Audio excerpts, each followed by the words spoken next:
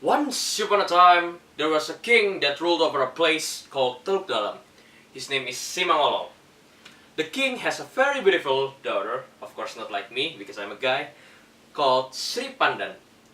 Not only her face is very beautiful, but she is also good at housework such as cleaning, sewing, making handicrafts, and many more. Her beauty was known not only to her country but also to other countries. King Simangolong wished that one day her daughter will be married to other prince country so that Teluk Dalam diplomatic relationship with the other country could be formed and maintained, which will be good for Teluk Dalam future. King Simangolong was very happy when there was marriage proposal came from Aceh Kingdom. King of Aceh proposed Sri Pandan to be married to his son, which has been crowned to be crown prince. But King Simangolong did not necessarily accept the marriage proposal before he got his daughter's opinion. So he asked for some time to King of Aceh messenger. Right after my daughter states her approval, he said, I will immediately send someone to King of Aceh to tell him the answer. Yes, my king. After the messenger of King of Aceh left, King Simangolong asked his daughter, My daughter, King of Aceh has proposed to you. You will be married with the crown prince of Aceh Kingdom. Truthfully, your father is very happy to get the proposal. So I hope you agree to the proposal, then receive the glory of becoming the empress. So what do you think of King of Aceh proposal, oh my daughter? Sri Pandan did not immediately answer.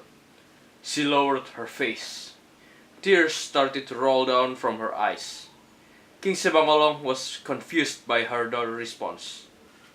Why are you crying, my daughter? Do you cry out of joy or because of something else? Sri Pandan still not answered his father's questions. Her tears dripped even more. Answer me, said King Simangolong with high expectation. Forgive my rudeness, father, said Sri Pandan. Her voice was weak and her face was still bowed. Not that I'm not honoring father by refusing the proposal, but... But what?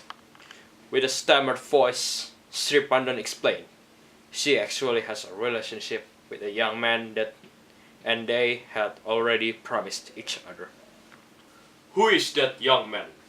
He is Hobatan. What? Both eyes of King Simangolong enlarged as he got her answer. You mean our faithful servant? It is true, father. Do you prefer to keep your promise with Hobatan than the crown prince of Aceh proposal? Sri Pandan nodded. Undeniable anger of the King Simangolong faced by the persistence of his daughter, who still chose to be the wife of his loyal servant than to be married with the crowned prince of the kingdom of Aceh. With a rising anger, King Simangolong said, Accept the Prince of Aceh proposal. Break your relationship with Hobatan. If you do not cut off your relationship with Hobatan, I will expel Hobatan. Sri Pandan is powerless against the order of her father. She met Hobatan and invited him to run away from the royal palace with her. How disappointed is Sri Pandan when she heard Hobatan declined her invitation. Not only refused, Hobatan even said that Sri Pandan should accept the proposal of Crown Prince of Aceh, and he said, It is better for you to accept the King of Aceh proposal. You will be the queen when the Crown Prince of Aceh became the king. Sri Pandan was very disappointed and then said, If that's what you want, I will plunge into the trough rather than marry someone I do not love. I will remain faithful to my love for you. Hobatan kept his stance.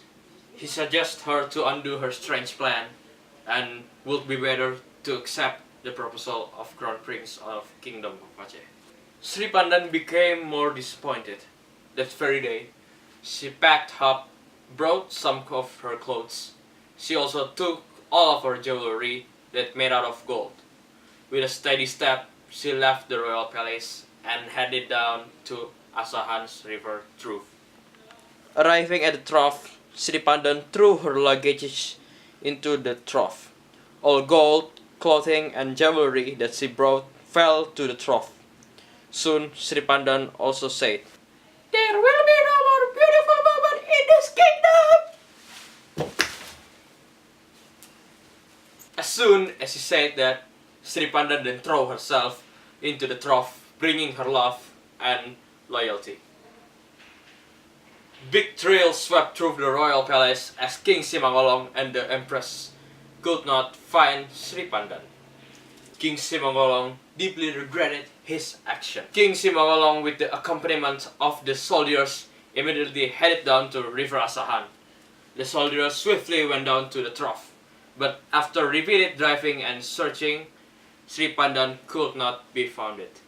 Because Sri Pandan plunged into the trough by bringing all of her gold and jewelry, then the trough was also called the Golden Trough. So what could we learn from this story? It is, don't impose our will to others.